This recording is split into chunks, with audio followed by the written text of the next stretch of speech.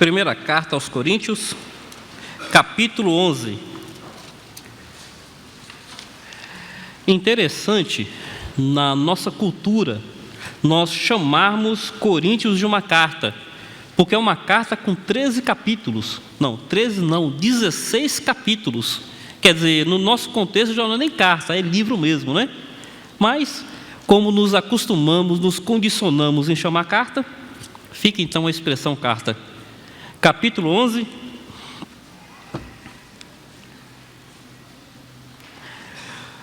versículo 29, diz assim. Peguem a partir do verso 28, 1 Coríntios 11, versos 28 e 29. Diz assim: Examine-se, pois, o homem a si mesmo, e assim coma do pão e beba do cálice. Pois quem come e bebe sem discernir o corpo, come e bebe juízo para si. Pense nessa expressão. Quem come e bebe sem discernir o corpo. Tem algumas traduções que falam quem come e bebe indignamente. Essa está sem discernir. Tem traduções que falam indignamente. Que o Senhor aplique a sua palavra em nossos corações. Todos podem assentar-se. Como nós anunciamos, hoje o culto é de ceia. E o normal de nossa igreja é que o culto de ceia seja um culto reflexivo, um culto com partes especiais, onde cada uma das partes tem uma leitura bíblica falando de um aspecto da ceia. Nós hoje faremos diferente por duas razões. Primeira é porque aquela parte especial não estava montada. E segundo, porque o pastor Infante tinha sugerido de trazermos primeiro uma reflexão sobre o assunto. E eu creio ser válido, eu creio ser importante. Por qual razão? Porque, meus queridos, ao longo dos anos, é comum as pessoas continuarem fazendo certas coisas, não por causa do significado daquelas coisas, mas porque se acostumaram a fazer. Então nós continuamos com certos ritos, não mais pelo significado daquele rito, mas só porque nós nos acostumamos a fazer aquilo. Dois exemplos. Já ouviram a expressão colado igual 2 de 10? Eu desde criança que eu ouço essa expressão. Ela é muito comum aqui na Bahia. Eu vim de São Paulo, em São Paulo não se usava. Mas eu cheguei na Bahia e eu sempre ouvi essa expressão, colado em igual 2 de 10. E eu nunca entendi isso. Você já parou para pensar por que fala colado igual 2 de 10? Aí, já mais de 20 anos depois, eu refletindo sobre isso, eu entendi. É colado igual 2 e 10. Você pega um relógio de ponteiro, sabe? Quando dá 2 e 10, os ponteiros estão colados. Entenderam? Então a gente fala as coisas e assim, com o passar do tempo, a gente nem sabe mais por que fala. Aqui a gente está pegando uma expressão idiomática, uma expressão cultural, mas trazendo para o âmbito cristão. Casamento cristão. Eu já falei isso para a igreja algumas vezes, mas vou repetir. Por que o casamento cristão é do jeito que é? O casamento judaico é de uma forma, o casamento hindu é de outra forma, mas por que o casamento cristão é assim? A noiva entra de branco, o noivo já está no altar, alguém vem conduzindo a noiva, e aí o noivo vai ao encontro da noiva, os dois se encontram na metade, o noivo pega a noiva e traz de volta para o altar. Por que isso? A gente faz já há tantas décadas, há séculos, e a gente nem mais para refletir isso. A noiva vem de branco, porque lá em Apocalipse 19 fala que a noiva está de branco, porque o branco são os atos de pureza dos santos. Então, o branco, no contexto cristão, representa a pureza da igreja, que é a noiva. Cristo purificou a sua igreja. Então, a noiva vem, porque na Bíblia, noiva é um símbolo da igreja. O noivo que está no altar é Cristo que já está na presença do Pai. Então, o arrebatamento acontecerá assim. O Espírito Santo levará a igreja até o céu. Jesus Cristo virá do céu ao encontro da igreja. Os dois se encontrarão nos ares. E aí Cristo encontrará a igreja e levará de volta à presença do Pai. Percebe qual é o simbolismo do casamento cristão? Então o noivo aqui no altar está representando Cristo, que vai ao encontro da noiva. Os dois se encontram no meio. Aí Cristo pega a sua noiva e leva de volta à presença do Pai. O que eu gostaria de entender com isso, meus queridos? Que da mesma forma como nós começamos a dizer certas coisas no nosso ambiente regional, onde nós não mais entendemos por que falamos aquilo, da mesma forma que o casamento cristão, com o passar do tempo, manteve a sua forma, mas perdeu o seu significado, é possível que, se não houver ensinamento constante, nós não entendamos mais o porquê da ceia. O que significa a ceia? Esse texto aqui está dizendo: todo aquele que come e bebe sem discernir. Não é isso que disse? Sem discernir. Pensa bem nisso. Está sendo escrito no início da igreja, 2000 anos atrás. Se há 2000 anos atrás já havia a possibilidade das pessoas participarem da ceia sem discernir, imagine em nossos dias. Meus irmãos, eu gostaria então de trazer a seguinte reflexão devocional: discernindo a ceia do Senhor, entendendo a ceia do Senhor. Com qual objetivo? Tem tradução que fala: todo aquele que come e bebe indignamente, come e bebe juízo para si. Para que possamos participar da ceia com discernimento, de uma forma digna, dignificando a ceia do Senhor. Então vejamos aqui 3 princípios que nos trarão discernimento sobre a ceia do Senhor. Abram, por favor, em Lucas,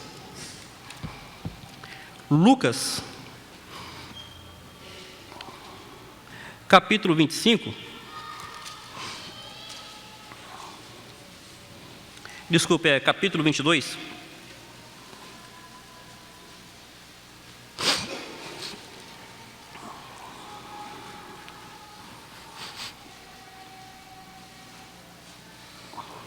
Lucas 22,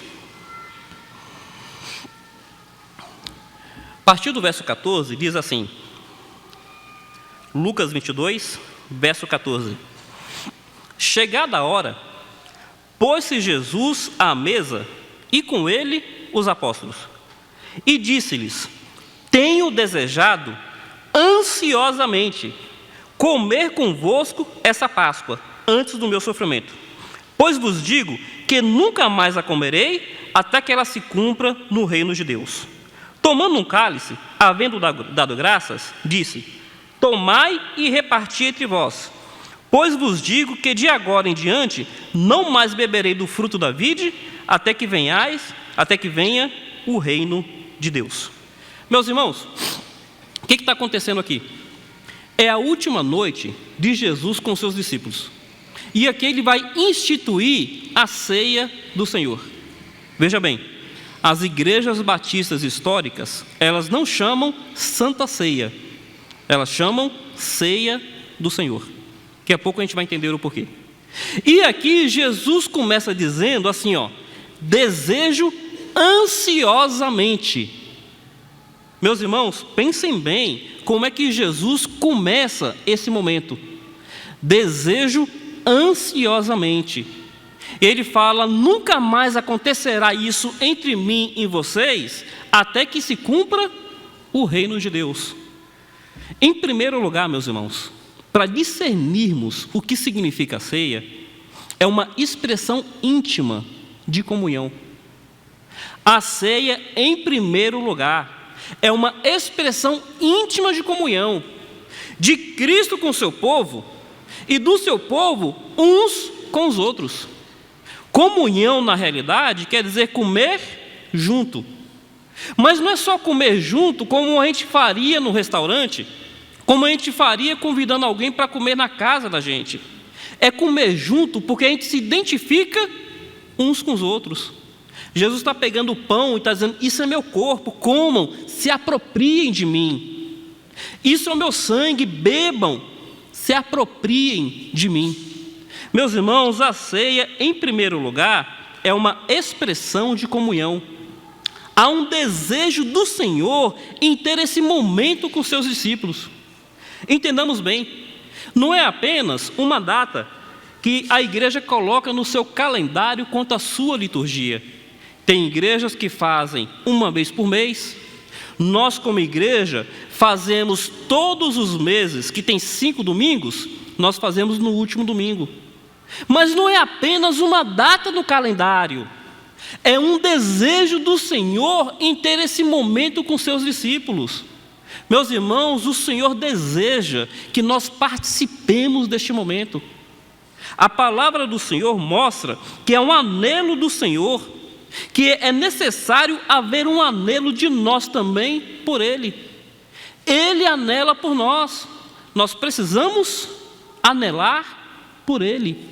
Um desejo. Assim como Deus deseja por nós, nós precisamos desejar por Ele.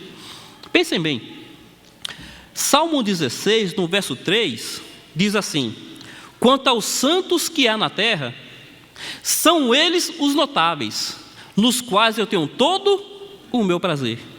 Então lá Deus está dizendo que o prazer dele na terra não está em coisas, está em pessoas.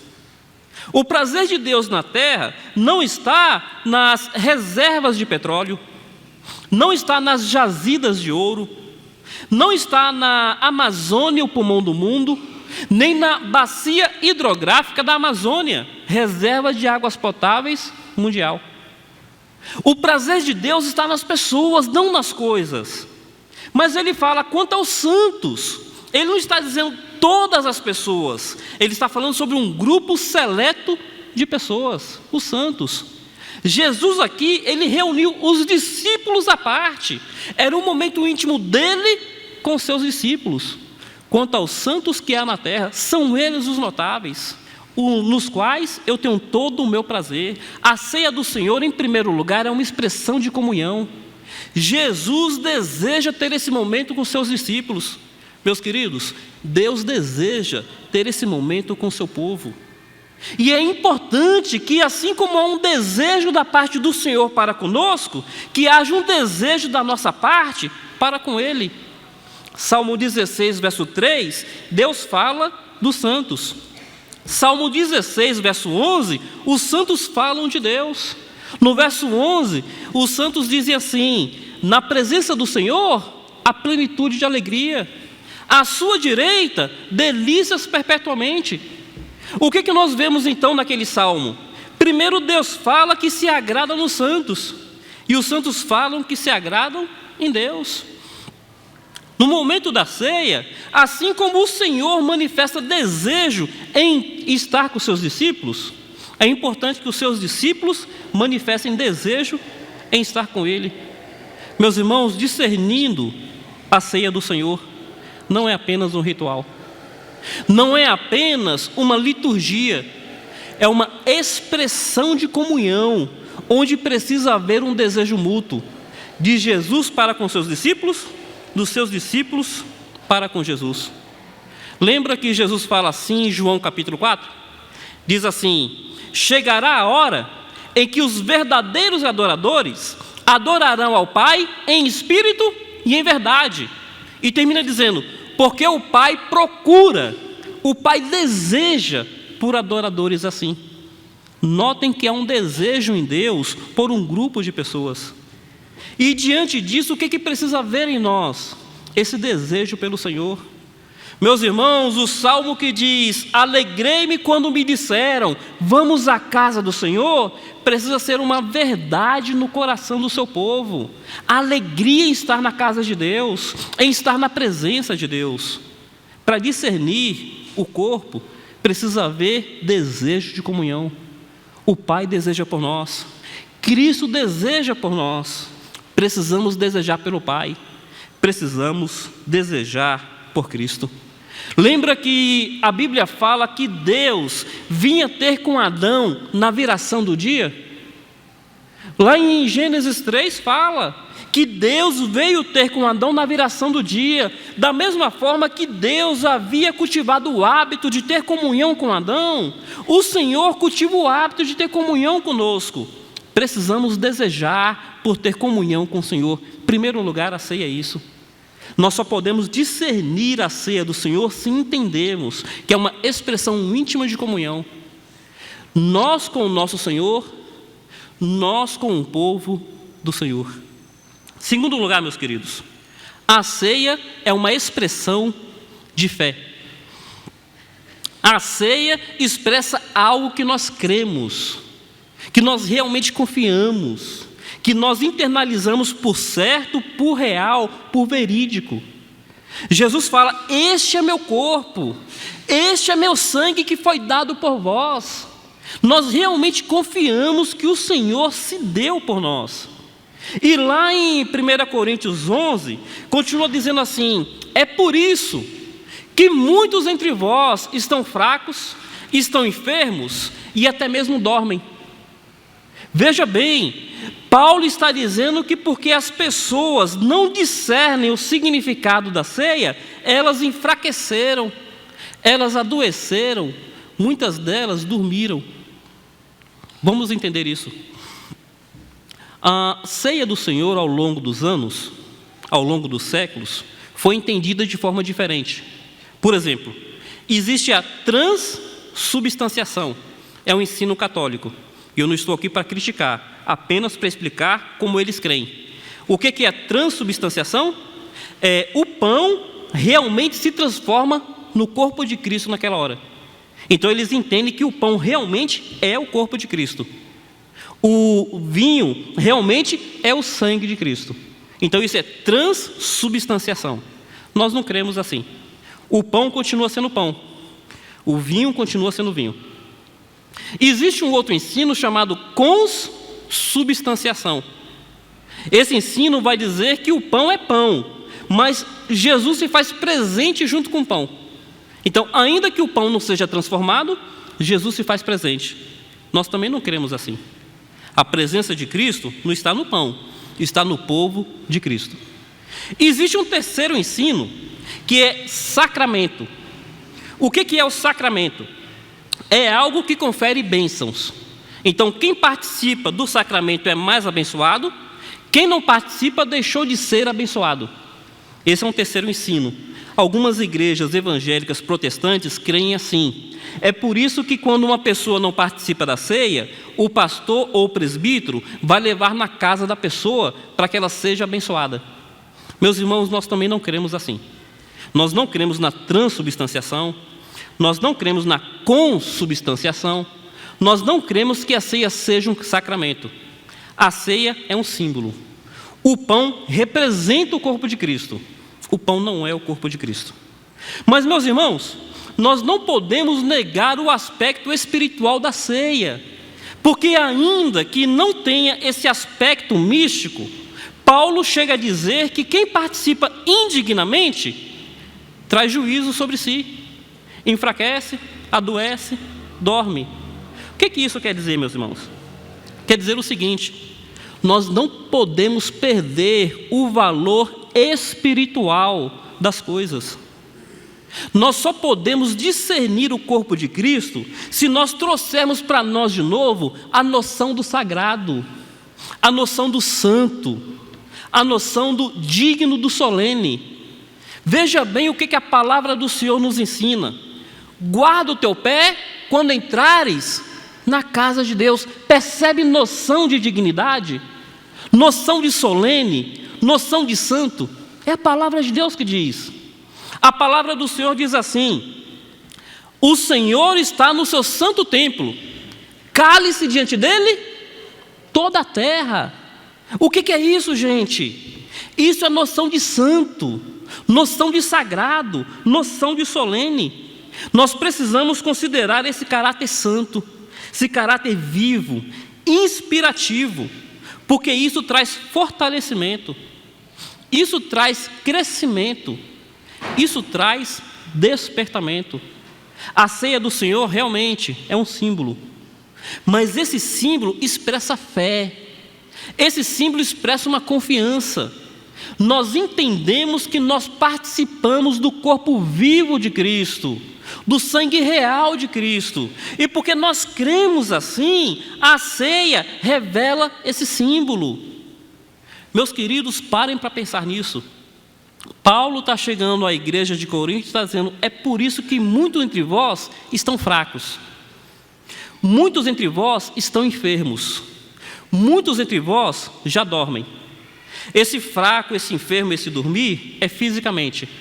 Eles estavam enfraquecidos fisicamente, eles estavam tendo enfermidades físicas, e o dormir é que muitos já haviam partido. Isso porque participavam da ceia indignamente. No nosso contexto hoje, eu não queria falar que isso vai trazer uma doença física. Não quero falar que isso vai trazer uma morte sobre a pessoa. Mas em termos espirituais, isso traz fraqueza espiritual ao corpo. As pessoas banalizam o corpo de Cristo. Isso traz enfermidade no sentido de falta de crescimento, de vigor na fé. E isso traz dormência no sentido da falta de despertamento espiritual. Meus queridos, paremos para pensar nisso. Jesus, na sua última noite, ele reúne os seus discípulos, ele fala: desejo ansiosamente por isso. Eu tenho um desejo em estar com vocês. Façam isso até que eu venha. Até que eu venha, façam isso. Cultive isso entre vocês. Não apenas um rito, mas o significado desse rito, meus irmãos, é algo solene, santo, é algo vivo, expressa a essência da nossa fé. Terceiro e último lugar, para nós encerrarmos, é uma expressão de esperança. Pensa bem nisso. É uma expressão de esperança. Jesus fala: desejo comer esse pão com vocês, desejo beber esse vinho com vocês, porque isso não acontecerá de novo, até que se cumpra o reino de meu Pai.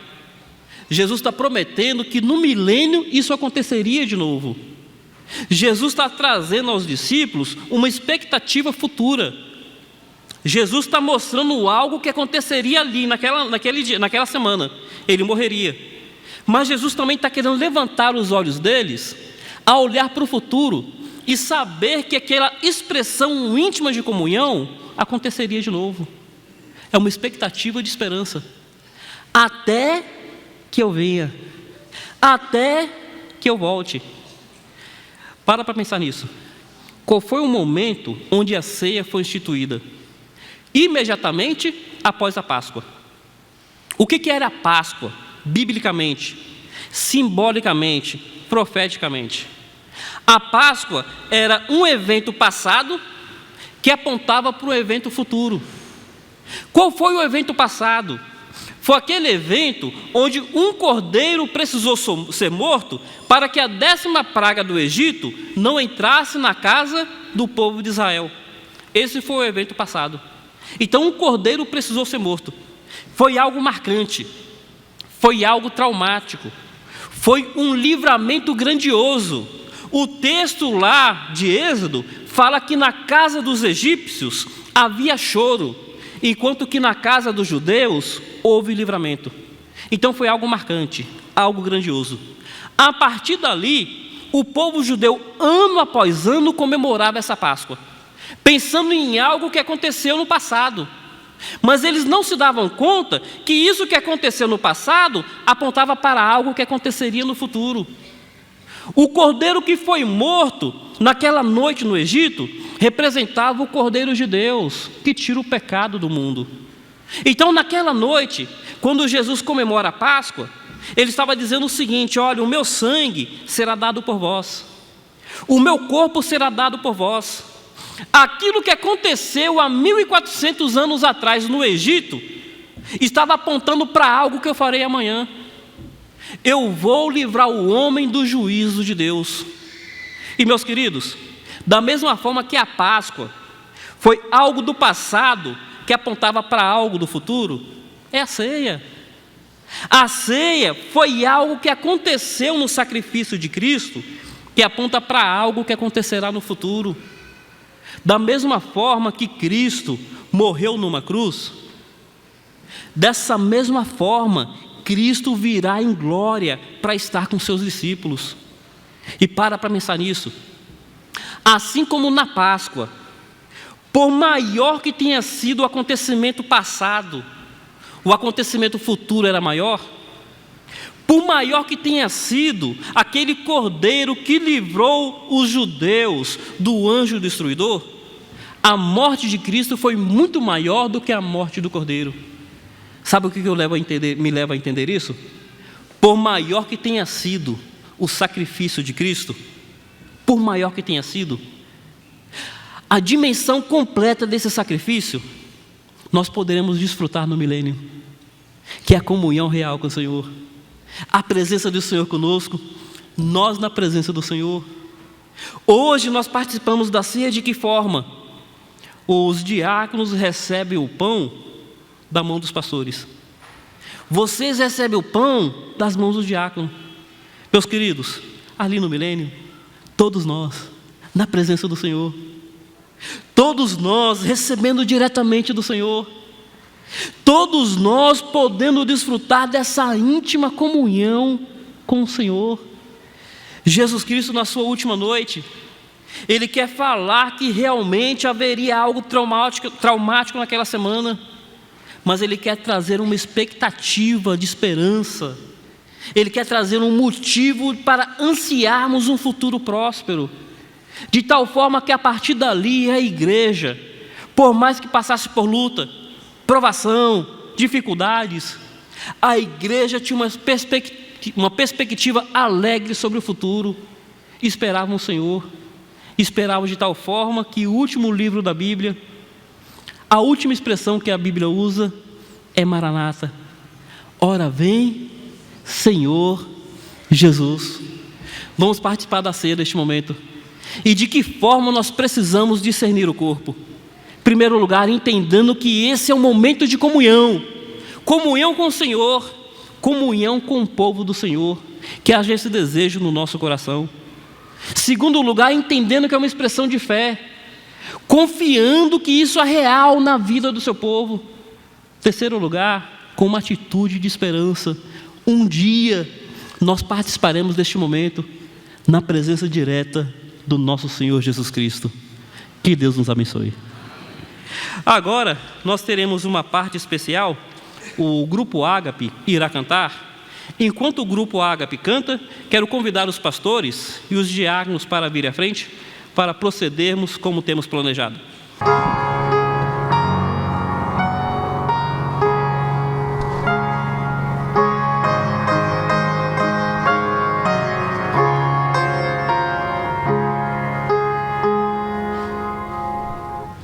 Jesus me remiu por seu sangue, eu hei de pra sempre cantar. Remiu-me sem que eu merecesse, oh graça suprema sem par. Remiu, na cruz me remiu meu Jesus.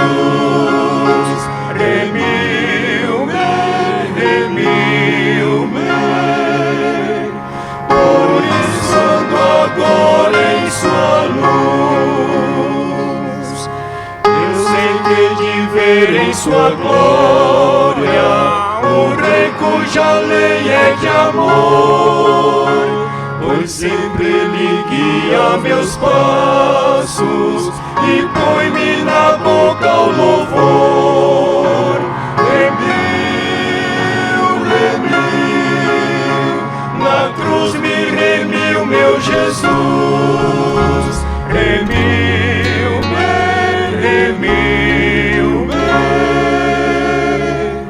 Por isso ando agora em sua luz.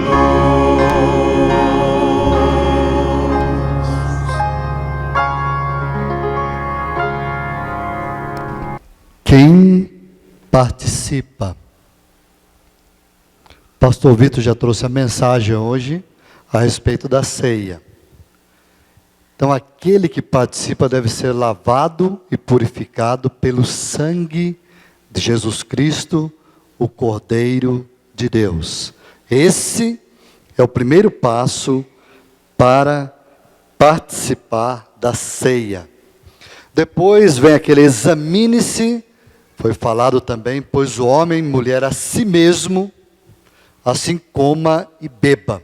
Eu me lembro muito bem, a instrução no Antigo Testamento era a seguinte: olha, se você tem alguma coisa contra o seu irmão, contra seu pai, sua mãe, sua esposa, ou seu esposo, antes de entregar a oferta lá no altar, vá até ele. Confesse, perdoe e peça perdão. Assim, você estará livre para oferecer a tua oferta. Então, qual o significado para hoje? Hoje se neste momento que você ouviu a palavra de Deus, a mensagem sobre a ceia, neste momento solene, que estaremos participando do pão, do vinho, lembrando de Jesus Cristo, se veio alguma coisa na sua mente e no seu coração, puxa, errei contra o meu irmão, minha irmã, minha esposa, meu filho, como é que eu faço agora? Eu vou deixar de participar do cálice? De maneira nenhuma. Coloque um propósito no seu coração, que você vai participar da ceia, pede perdão a Deus antes, e depois, na primeira oportunidade, você vai e conversa com seu irmão, sua esposa, seu filho, peça perdão.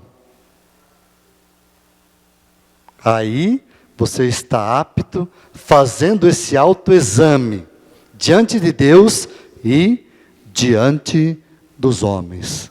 Assim, você, querido e amado irmão, irmã, juntos estaremos prontos e aptos para participarmos da mesa do Senhor. Não deixe que nenhuma rusguinha, que nenhum pecado, que nenhuma falta de comunhão venha tirar esse privilégio de você o fazê-lo nesta manhã.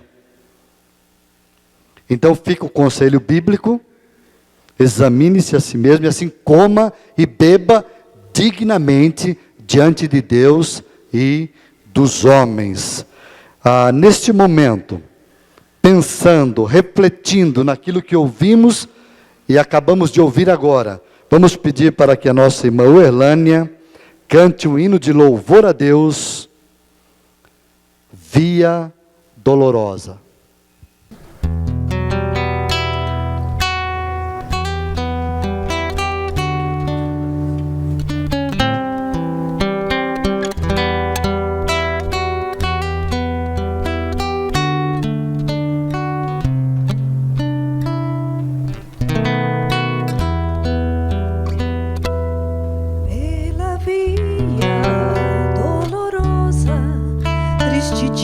Jerusalém, os soldados rodeavam a Jesus,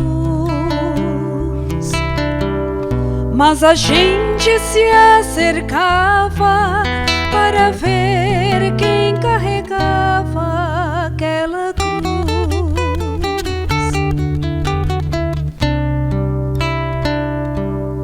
Ele sangrava das feridas, sangue quente a correr, a coroa de espinhos na cabeça,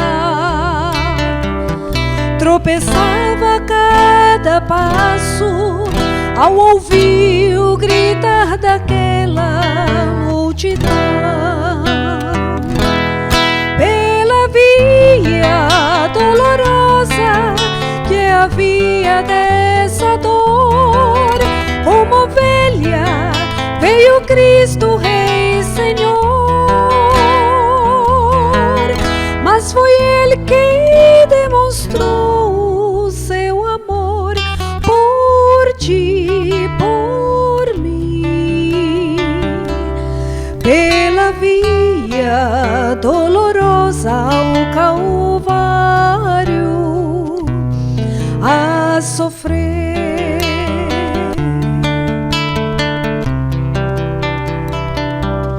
Ele sangrava das feridas, sangue quente a correr, a coroa de espinhos na cabeça. Tropeçava a cada passo ao ouvir o gritar daquela multidão. Pela via dolorosa que havia dessa dor, como ovelha veio Cristo Rei Senhor. Mas foi Ele que demonstrou o seu amor por ti, por mim. Pela via dolorosa ao Calvário a sofrer. Supremo Cordeiro, sua morte bênçãos traz, recebendo o castigo que nos traz a paz. Pela via dolorosa que havia dessa dor, como ovelha veio Cristo Rei Senhor. Mas foi Ele que demonstrou o seu amor por ti, por mim. Pela via dolorosa ao Calvário a morrer.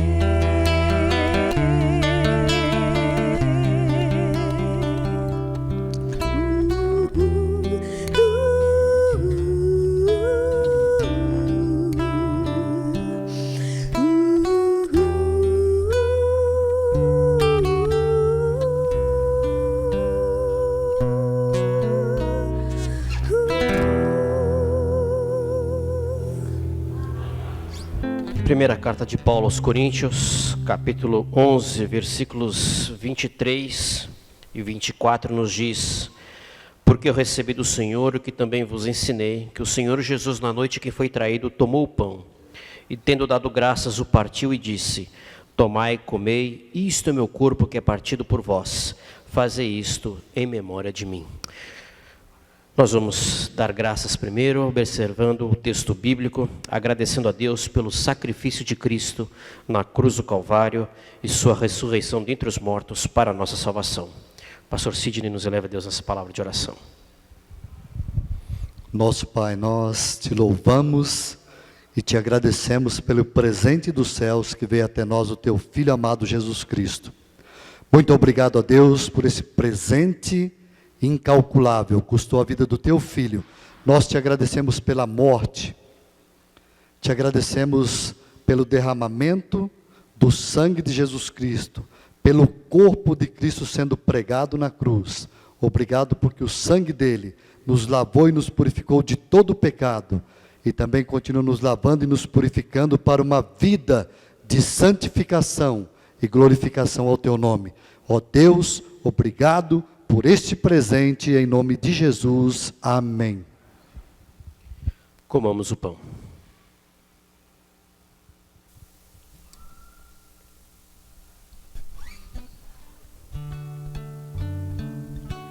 Ainda em 1 Coríntios 11, versículos 25 e 26, semelhantemente também, depois de cear, tomou o cálice, dizendo: este cálice é um novo testamento no meu sangue. Fazei isso todas as vezes que beberdes em memória de mim. Porque todas as vezes que comerdes este pão e beberdes este cálice, anunciais a morte do Senhor até que venha. Bebemos o cálice.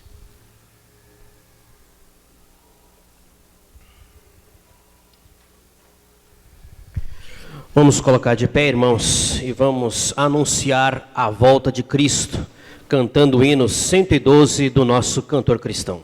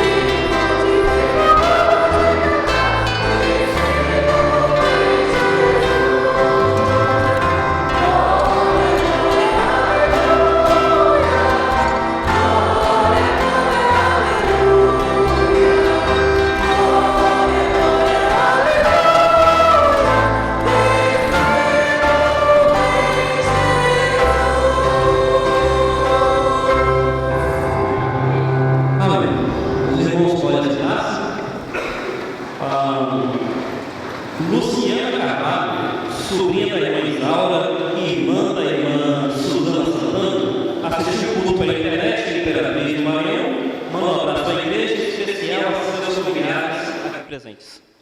Meus queridos, eu quero aqui expressar a nossa gratidão aos pastores que nos auxiliaram, aos diáconos e àqueles que foram convidados, que tão prontamente também nos ajudaram aqui.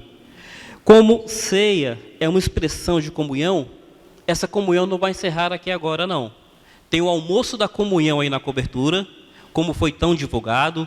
Agora pela manhã estivemos lá e vimos várias pessoas trabalhando com aquela alegria para que o almoço ainda fique mais saboroso. E os irmãos, como foram orientados, só procurar aquelas responsáveis para terem os seus ingressos. Convidamos e insistimos todos a estar ali presente. O pastor fará agora a bênção apostólica, e meus queridos, eu particularmente não estarei à saída para cumprimentá-los por motivo de saúde, mas os pastores, os diáconos estarão ali para saudar toda a igreja.